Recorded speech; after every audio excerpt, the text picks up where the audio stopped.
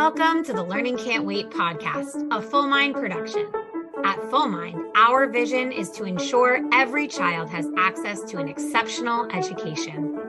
Each episode, we will be joined by pathfinders within and around the education space who are bringing about transformational change on behalf of deserving students. I am your host, Haley Spierbauer.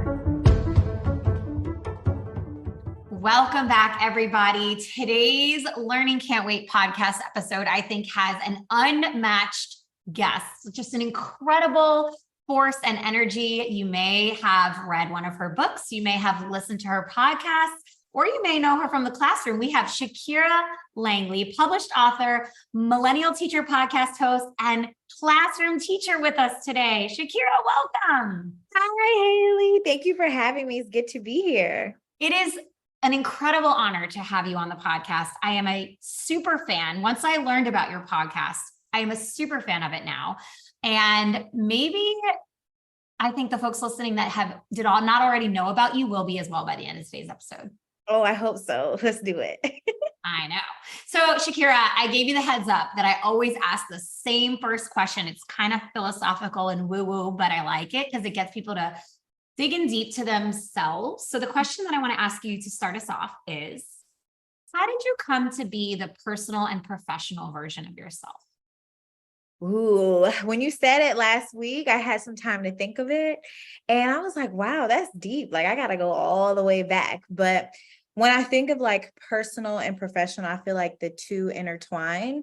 And for me, it was like a lot of trial and error. So I think it started like, you go to college and you're like, okay, like I want to do this, I want to do that, but how am I going to get there for most people? Or the other way around, it's just like, well, I wanted to do this since I was born, like this is my passion, but that's not my story. I never wanted to be a teacher.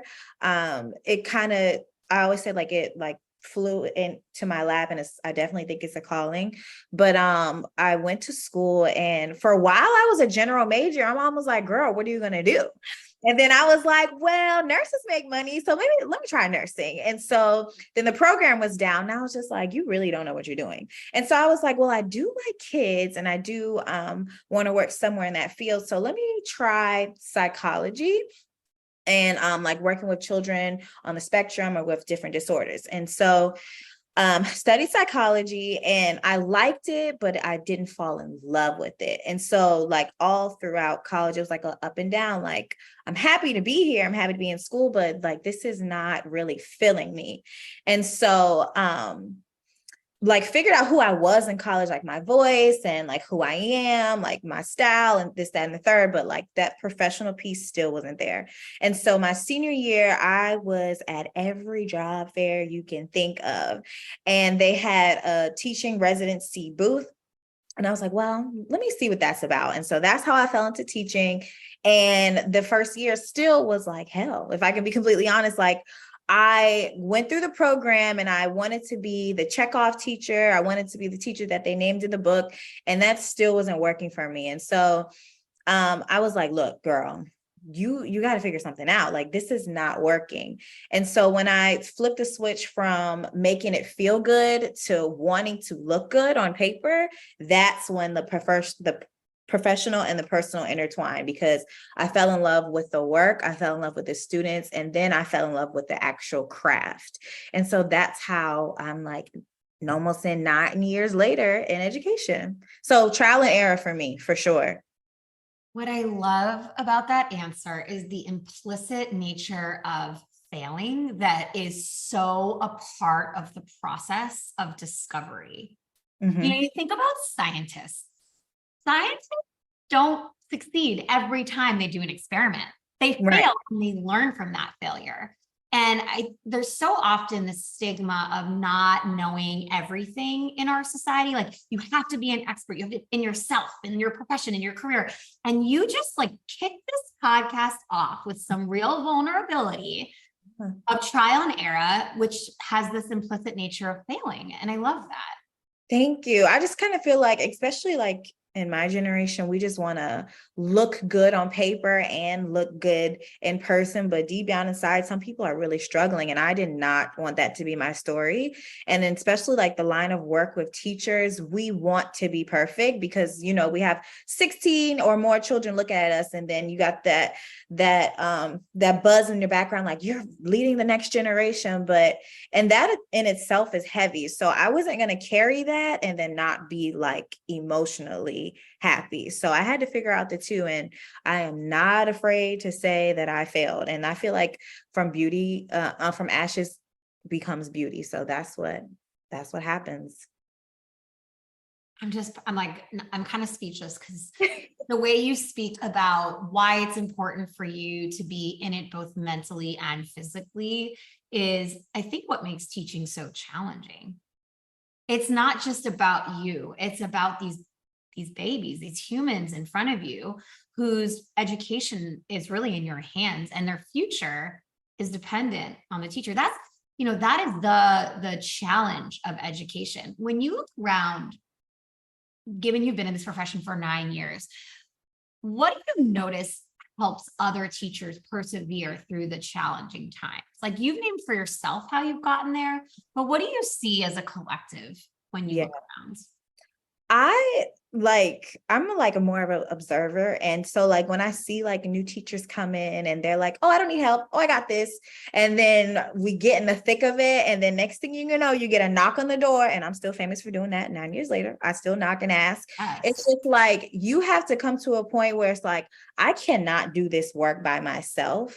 And I think that's the problem. Like some teachers crash and burn. I always say like closed mouths don't get fed. So if you are drowning, there is somebody out there with the life vest to help you, especially in education community. We are all fighting for the same goal and same purpose. And I feel like that gets lost when you have data and then you have tracking and then you have the achievement gap. And then we got the superhero cape and you're just trying to play hero, but girl, like you can share your powers. And I feel like that's what makes us better teachers. Like if you don't ask, you don't receive. And so I think that's the problem. Like most teachers, we're not asking for help. We're trying to do so much work, but you need help. Like this is a school in itself is a community. So you can ask the parents, you can reach out to your students, you can reach out to your neighbor, you can reach out to your administrator. There's too many avenues for you to sink. So I think that's the problem. Like if you don't ask, you don't get help.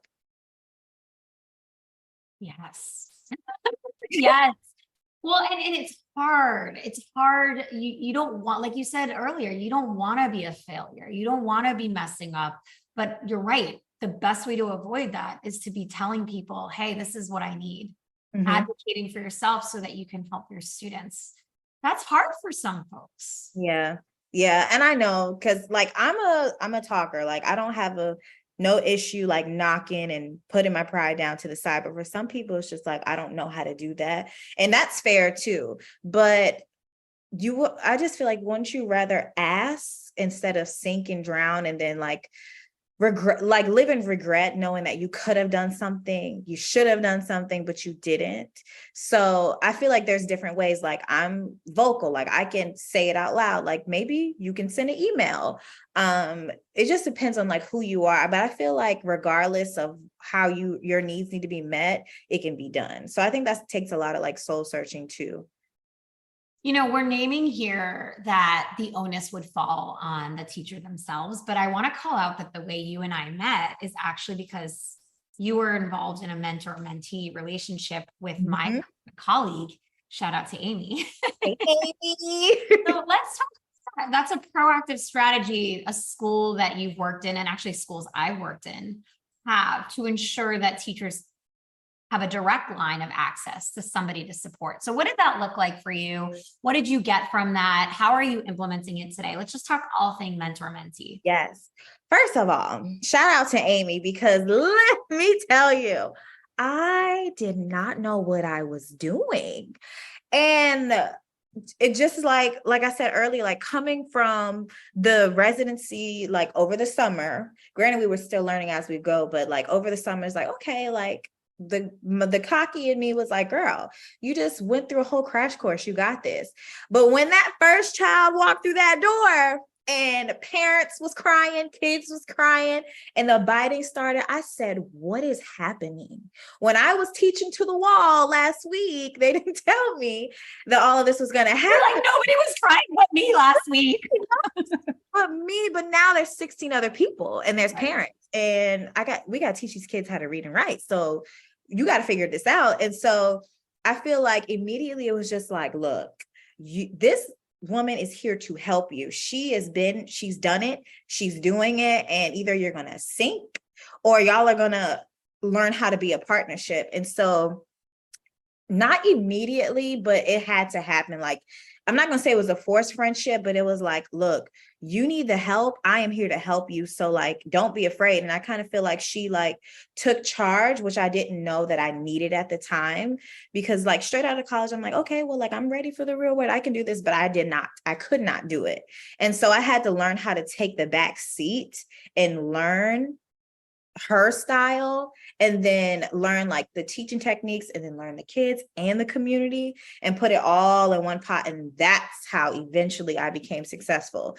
And honestly too, it was like, it was too much. And so at one point in time earlier, like during that school year, I was just like, this isn't for me. I'm just going to ride the wave. I was on Indeed.com every day, but something hit me. I was like, you got to make the best of it. So I asked for help. She sat down with me. There were nights that we did not leave that school till like 6:45, 7, or even when like she left, I would go to class. So it became like, look, this is your work wife. This is going to be your longtime friend. This is your partner.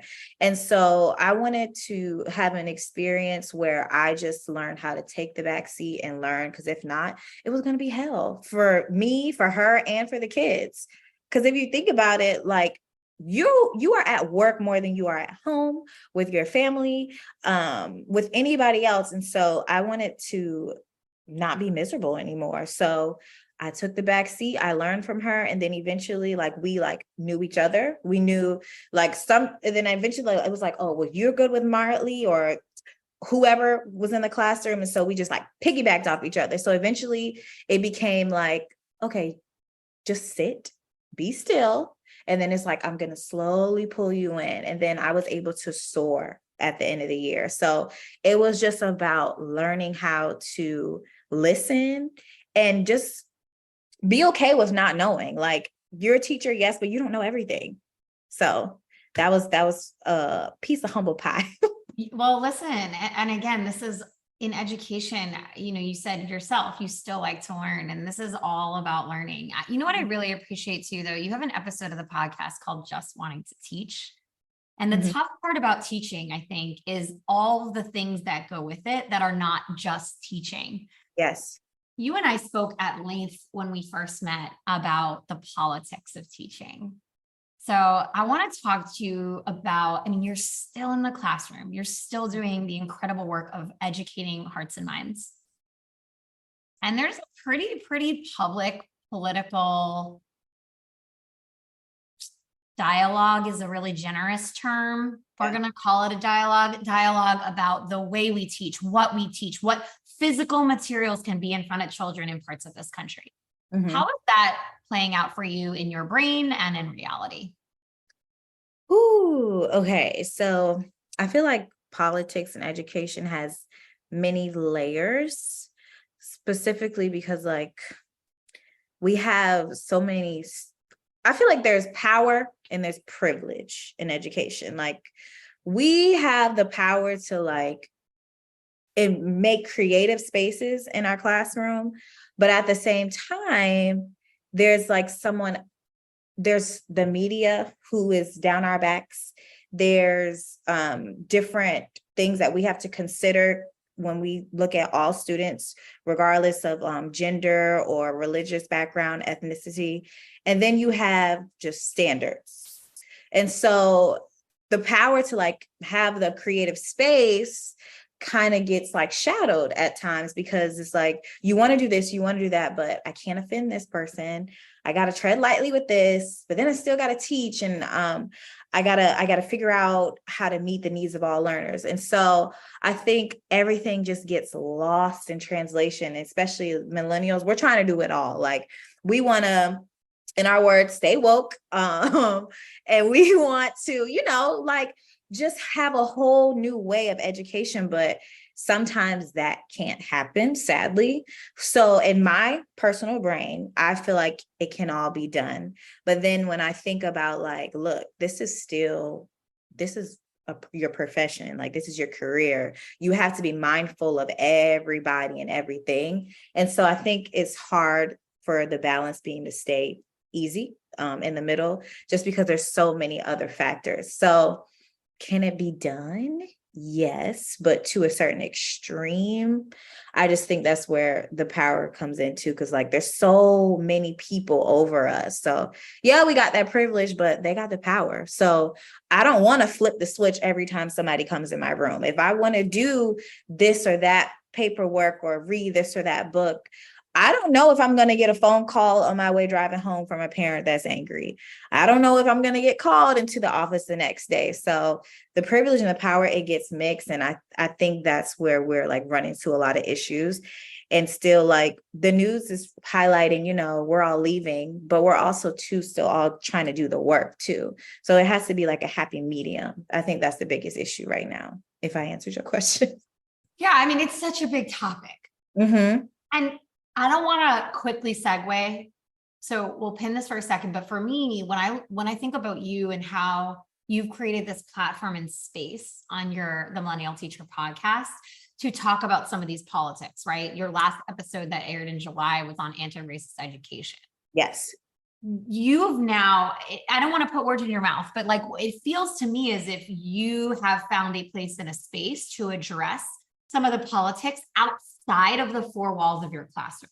Yes. And that is what I am more proud of too, because even though like that hold is still on me inside the classroom, this community, like what the work that we're doing, other people need to hear it. And so as long as it's being said, I feel like that's the biggest part. Like you can't say that we're not trying. You can't say that we're not fighting, but it is being said, it is being talked about, and we're not going to erase it. And so I think that's why it's just so important for parents to listen to, because we can only do but so much, but you can reiterate what you hear and what you see. And I am a firm believer of like a whole child is not just you got your standards right, you passed your test. Like you need to know when you walk out that building, life is going to hit you hard, especially children of color. You do not play on the same level as everybody else. So you need to be aware. And as your teacher, I can present that to you in a kid-friendly manner. And the job as a parent is to let you know as well. So yes, the community, the shared spaces, I feel like we can do that work. Do you have parents tuning in? Your parents? I do. Tell me all about that. What is their reaction? That's cool. I didn't even realize that. That's yes. I looped with my class of 2 years ago. So I taught pre-K 4 and I taught kindergarten. The whole class looped with me. And one thing about me, like when I say I'm big on parents, I will hunt them down. But I'm also like, I'm sending you text messages, like I'm calling you, like we grew a bond. And so randomly, when little girls was like, my mom got your book. And I was like, huh? So it was a workbook. And I was like, how does she know? She was like, she listens to your show. And I was like, how did she know about that? And so I randomly get a text and she was like, hey, I just want to let you know that we've had a bond before. But when she was like, not going to lie, I Googled you to see you, try to find your Facebook. But then I saw your podcast link and I started listening to it. And she was just like, I'm filled with a lot of tears and emotion because as a parent, I didn't know like the hard work that you guys were doing as educators. And then, like you said before, I had like a lot of hard to handle topics, like from therapy to counseling to anti-racism. She was just like, as a Black parent trying to do it all, it just feels good to hear a community that really advocates for children. She was like, not only are you my child's teacher, but you're advocating for them. And she was just in awe. And so it took me back because I was like, oh my God, like this is what teaching should be. Like, this is a community. And so it gave me chills to know that it was like I was still reaching outside of the classroom. So from the kid to the mom, it was just amazing. It was That amazing. is so cool, Shakira. I love that story with so much of my heart. So can you, obviously we're talking a lot about the podcast. I said I wasn't going to just like skip over it because we're talking about a very, very big and heavy topic, but I think it'd be cool for the listeners on this podcast to hear, why did you start? Like, I know it's evolved clearly, but why did you start it and how has it evolved? The podcast. Yeah.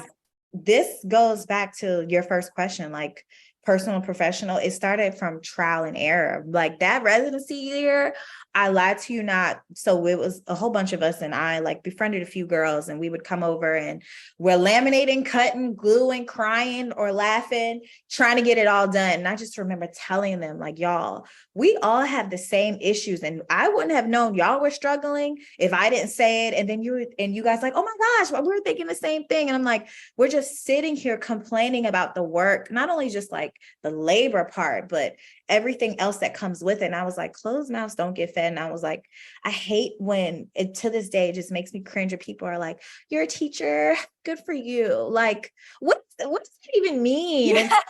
like It's smack in the face if I've ever heard one. And I'm just like, first of all, the work that I do is not a pity job. Like, I will never understand, for the love of God, why we are just thrown under the bus and just ridiculed. Anyway, it's ridiculous. It is like utterly ridiculous. And so I was like, I want to create a platform where we elevate teacher voices, because I was like, I don't have all the answers. This is my residency year.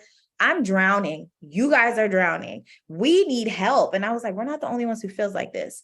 And so I said it to them, like just wanted to elevate teacher voices. And then when COVID came about, and when the world went crazy and they were making jokes out of virtual learning, but they also were like, I will pay my child's teacher $1 million to come teach. I was like, what? Here we go. Like, this is the time. We finally got our moment. So let me start it and elevate our voices while we're finally getting recognition. So it literally came from failure. Like, I was miserable. I was drowning. And so were the people around me. And I was like, this has to stop. Like, we got to figure out how to elevate teacher voices, because we are doing such good work, and it's work from the heart. And I hate when people say, well, you guys know what you're getting signed up to get paid for. That is out of our control. That is out of our control, because the work and the love and the passion and the dedication, there still is no dollar amount to give us what we are rightfully owed. So it was literally just about elevating our voices. How has it evolved? That's so cool. I love the origin story. You've remained true for my listening, you've remained true to elevate teacher voices. That has been really important to you throughout. Mm-hmm. What are you like, as you look forward, what are you hoping to capture in the next like year of creating this podcast? Oh man. So right now it has afforded me so many opportunities.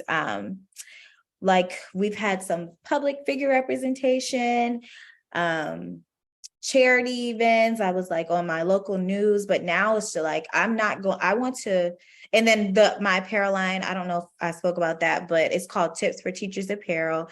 And it's basically like another form of elevating teacher voices. So on the sleeve, it has like a little note that says, just keep moving forward. And so like, I would say that to myself on my down days. And so I put it on the sleeve, and then I put Tips for Teachers, 1, to elevate voices, and 2, like, it just goes to show like the overwork and underpaid that we do. So not only am I doing it, elevating teacher voices, through the podcast, but through the apparel, but eventually I want to, create a space where we can just come together in community, and whether that's vent, whether that's learn from each other, and just like bigger networking opportunities, and make our voices louder, whether it has to be politics, or whether it just has to be help, or whether we just need to be in community and be quiet, So it's just all about like just spreading and making the community just bigger and bigger, because sadly, the education system is on a merry-go-round, but it takes like a lot of work that you and I do to keep it going. So I'm just trying to keep it going, and wherever it takes me, God willing, I'll take it and run with it. Shakira, I am so inspired by you. I have the utmost reverence for teachers. I always have, always will. I have deep, deep, profound respect for the way you think about educating children, the whole community, parent involvement. It's very, very moving to hear how you articulate that, and to know how you at a level of involvement of creating your podcast, creating your apparel line, writing books, like that's just, you inspire me very, very much. Thank you. I appreciate that. It's good to hear because, we get swept under the bus. So when people enjoy education, it just gives me a second win. So thank you for that. Yeah, absolutely. And what I hate to do is to wrap up this podcast, but we're about at the time when we have to do that. So I think this is the perfect last question for you.